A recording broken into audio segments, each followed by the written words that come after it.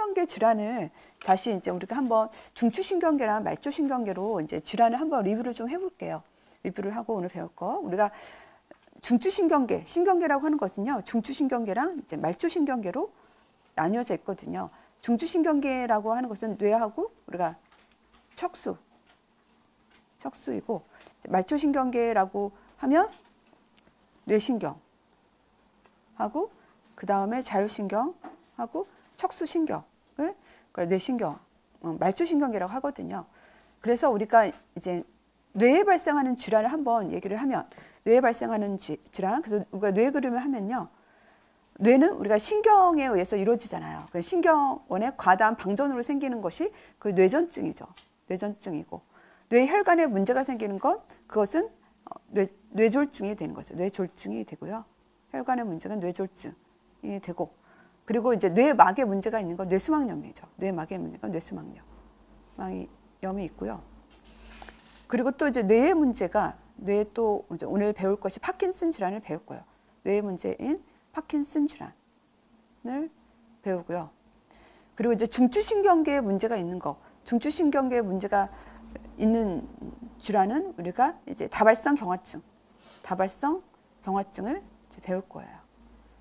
이렇게 배우고, 중추신경계 이 정도 질환 쪽이 그렇고요. 그다음에 말초신경계 쪽을 배우면요, 그 말초신경계 장애로 있는 애가 그것이 길리안베르 증후군이에요. 길리안베르 증후군은 말초신경계의 수초의 탈락이거든요. 그렇게 되어져 있고, 그리고 이제 이 뇌신경의 문제로서 있는 것이 우리가 특히 이제 5뇌신경과 7뇌신경의 문제로서 5뇌신경에서는 우리가 안면신경 마비라고 하는 벨스파시라고 하는 안면신경 마비가 있고요. 그리고 제7뇌신경은 얘는 우리가 3차 신경통, 이름이 3차 신경통, 이름이 어려워요. 3차 신경통, 3차 신경통이에요. 이렇게가 이제 말초신경계 질환이 되는 거거든요. 그리고 이제 우리가 중증근무력증이라고 하는 것은 신경근육 접합부의 문제예요. 그래서 신경하고 이제 근육이 있죠. 근육. 움직이려면 우리 근육을, 신경이 근육에 작동을 해야만 근육이 움직이고, 이때 신경이 근육을 움직이게 하는 신경전달 물질은 아세트콜린이에요. 그래서 이 아세트콜린 수용체에 대해서 이제 항체가 생긴 거, 그것이 우리가 중증근무력증이거든요. 중증근무력증. 이거는 신경근육 접합부의 문제예요. 이 정도가 우리가 이제 신경계 쪽에 이제 질환과 관련된 애들이거든요. 그래서 얘네들을 한번 좀 얘기를 하면, 뇌전증이라고 하는 것은 뇌에 있는 신경원이 과다하게 방전이 된 거랬죠. 신경원의 과다한 방전. 그러면 뇌의 대사가 증가하고 뇌 활동이 증가하지만 이 발작이 진행되는 동안은 호흡 근육이 마비가 돼가지고 산소 공급이 저하가 돼서 이것이 발작이 더 오래 지속될수록 뇌에 손상을 줄 수 있는 위험이 크다고 했어요. 그다음 뇌졸중. 뇌졸중은 우리가 이제 허혈성 뇌졸중과 출혈성 뇌졸중으로 나뉘어진댔죠. 허혈성 뇌졸중은 여기는 혈전성하고 색전성으로 나뉘어지고, 출혈성 뇌졸중은 이거는 뇌내 출혈하고 지주막하 출혈로 나뉘어진다고 했었어요. 그래서 우리가 허혈성 뇌졸중의 혈전성은 우리가 동맥경화증, 우리가 고혈압이나 동맥경화증으로 인해서 혈관에 죽산반이 생겨가지고 좁아지는 것이 혈전성이고, 색전성은 심방세동 같은 간습내막염 같이 색전에 의해서 혈관이 뇌에 있는 혈관에 막혀가지고 뇌세포가 괴사가 된 것, 경색이 된 것이 색전성이라고 했죠. 그리고 출혈성에는 뇌내 출혈의 가장 큰 거는 고혈압이라고 했어요. 고혈압.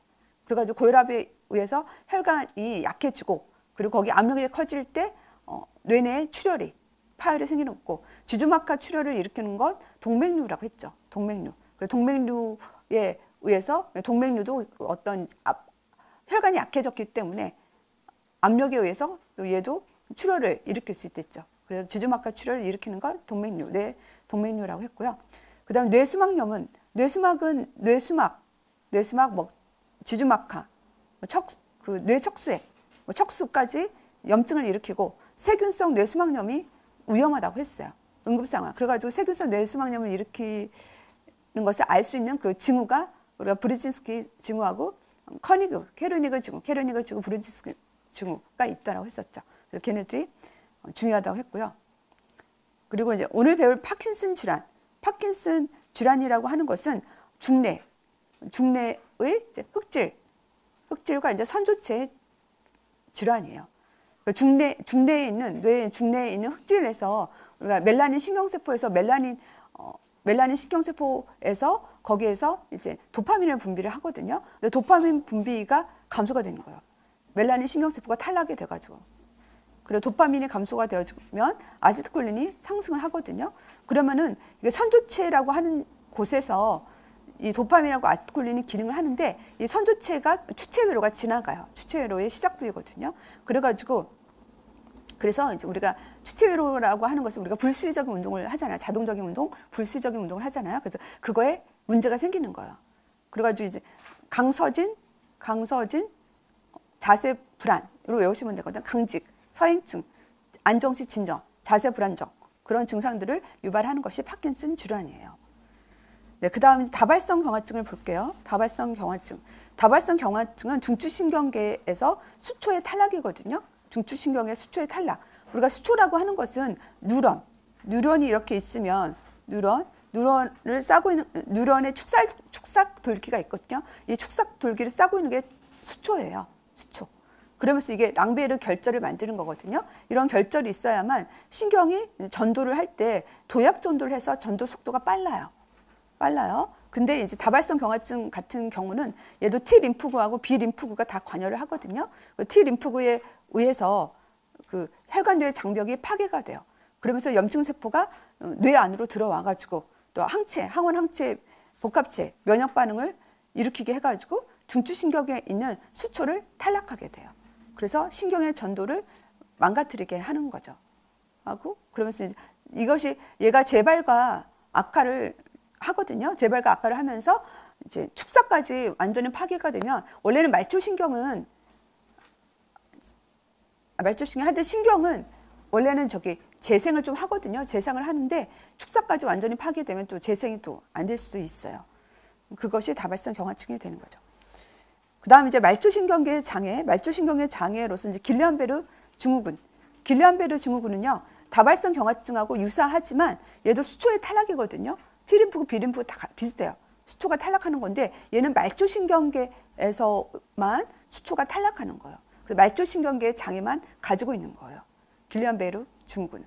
그래서 길리안베르 증후군은 이제 얘도 T림프구라든지 항원항체 면역 복합체에 의한 항체 반응에 의해서 얘도 수초가 탈락이 돼가지고 전도가 장애를 일으키게 하는 것은 이제 다발성 경화증과 유사해요. 끝에 부분은. 근데 얘는 말초신경계에 증상이 있다라고 하는 거이고요. 네, 그리고 이제 뇌신경 장애 중에서 제5 뇌신경의 장애가 3차 신경통이에요. 우리가 제5 뇌신경이라고 하는 것은 세 가지 신경이 있다고 했잖아요. 세 가지 신경. 안신경의 감각하고 그다음에 얼굴의 상악의 감각, 하악의 운동을 담당하는 것이 제5 뇌신경인 3차 신경이거든요. 이 제5 뇌신경 이름이 3차 신경이잖아요. 그래가지고 3차 신경통이에요. 질환 이름은 3차 신경통이 되는 거예요. 3차 신경통. 이거는 특히 이제 이 감각, 얼굴의 감각이 예민해져가지고 사소한 자극에 의해서도 통증이 생기는 거. 그것이 3차 신경통이 되는 거예요. 제5 뇌신경의 장애가 되겠죠. 그리고 안면신경 마비는 제7 뇌신경. 우리가 제7 뇌신경 이름이 뭐였어요? 제7 뇌신경 이름이 안면신경이었잖아요. 그리고 제7 뇌신경이 안면의 운동을 담당했잖아요. 그래서 우리가 얼굴에 이제 마비가 왔을 때는 사실 이렇게 제7 뇌신경에 의해서 안면신경 마비가 오는 것은 말초성 안면신경 마비 있고 또 중추성 우리가 뇌졸중에 의해서도 안면신경 마비가 생길 수 있잖아요. 그거를 조금 구분을 해줘야 되거든요. 그래서 그 구분하는 거를 좀 잠깐 여기서 좀 얘기를 하면 얼굴이 있어요. 얼굴이 이렇게 있거든요. 그래가지고 눈이 있고 이렇게 있죠. 이렇게 있어요. 그래서 오른쪽 왼쪽. 그래가지고 얘가 만약 오른쪽 전체가 마비가 왔다. 그러면 걔는 말초성 안면신경 마비인 얘죠. 제7 뇌신경 장애인 안면신경 마비, 벨스 파시가 돼요. 근데 만약에 안면신경 마비가 이 밑에 쪽만 왔다. 밑에 쪽. 그래서 이제 이마에 주름도 잡히고 눈도 좀 감을 수 있어요. 안면신경 마비가 오면 눈을 못 감거든요. 토끼눈이 돼요. 근데 이 정도 마비가 오면 얘는 제7뇌신경에 의한 안면신경 마비가 아니라 뇌졸중에 의한 거예요. 뇌졸중. 뇌졸중에 의한 이건 중추성 안면신경 마비인 거죠. 그걸 중추성 안면신경 마비라고 하거든요. 뇌졸중 같이. 왜냐하면은 우리가 이제 이 피질 상액이라고 하는 것은 뇌에 있어서 양쪽에 지배를 받아요. 한쪽에만 지배를 받는 것이 아니라. 그렇기 때문에 이쪽에 뇌졸중, 여기서는 오른쪽에 마비가 왔다라고 하면 어디에 문제예요? 이제 왼쪽 뇌의 문제죠. 왼쪽 뇌에 뭔가 이제 화혈이 생긴 거예요. 전두엽에 괴사가 생긴 거죠. 경색이 생긴 거잖아요. 근데 이제 우리가 그 눈에서부터 이마까지는 양쪽의 지배를 받아요. 양쪽. 신경 양쪽의 지배를 받거든요. 피질 행로는. 그렇기 때문에 이제 왼쪽에 신경이 기능하지 못해도 오른쪽에서 오는 애가 눈 위쪽 이마까지는 얘가 관장을 하기 때문에 그래서 위쪽은 마비가 생기지 않는 거예요. 그것이 이제 중추성 뇌졸중, 중추성 안면신경 마비의 특징이 되는 거를 좀 구별을 하시면 되겠고요.